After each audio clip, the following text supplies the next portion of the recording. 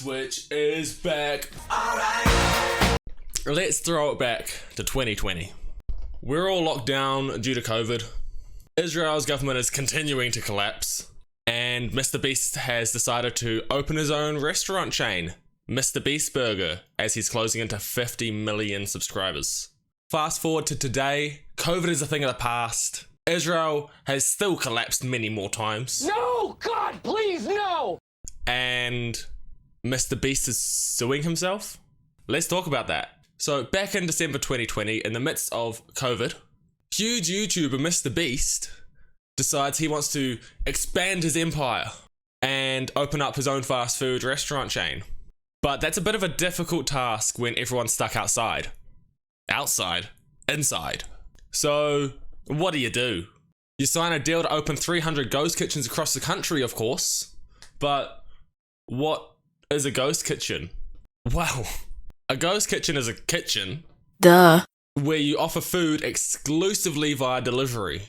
Which means you can contract an already existing site with already existing machines and whatever kitchens have, grills, people, staff, to do all the cooking for you so long as you supply the food, packaging, and recipes. Sounds easy enough, doesn't it? You get all of the reward with none of the risk. And for the most part, it was smooth sailing for MrBeast. 3 months after the initial launch, he reached the 1 million burgers sold mark. And since then, they've expanded to 1,000 sites globally. MrBeast had the world shocked. A creator opening his own fast food chain? And in so many places in one time? How is this possible? How does he have the management to deal with this as well as the growth of his own channel? With a little help, that is. To help create the initial success that was MrBeast Burger, Jimmy had signed a deal with Virtual Dining Concepts, who, before this video, I had no idea who they were. I didn't know they existed. But they were a major player in not just MrBeast Burger, but also other celebrity-run chains by the likes of Tiger, Mariah Carey, and Guy Fieri. VDC was launched in 2019 and have grown alongside these celebrity food chains to become a multi-million-dollar company. But the relationship isn't all sunshine and rainbows.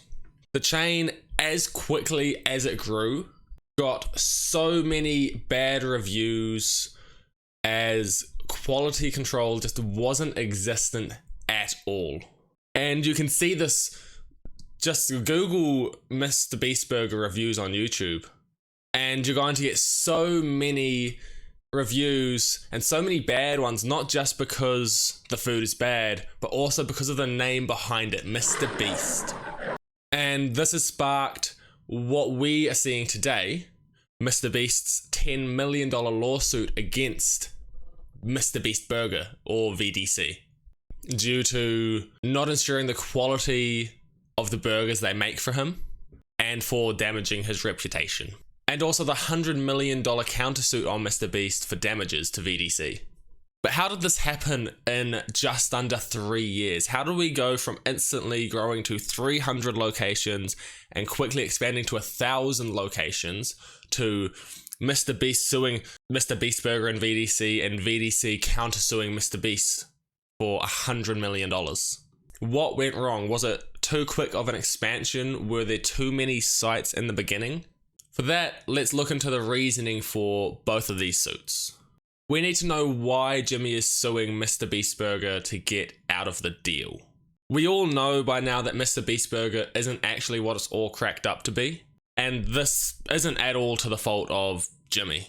There is a major lack of quality control, and this is to the fault of VDC, who's meant to be in charge of the quality control across all MrBeast Burger chains.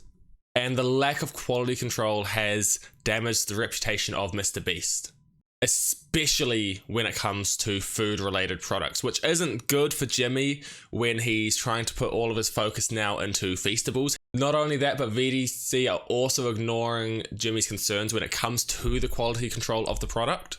because they are far more focused currently on rapid expansion of MrBeast Burger due to how successful it is, rather than making a product that MrBeast is actually happy to put his name on. They're also refusing to let him out of their earlier agreed on deal, regardless on all these issues that are happening. Which I guess is understandable on the side of VDC, considering the millions of dollars MrBeast Burger is bringing in for them.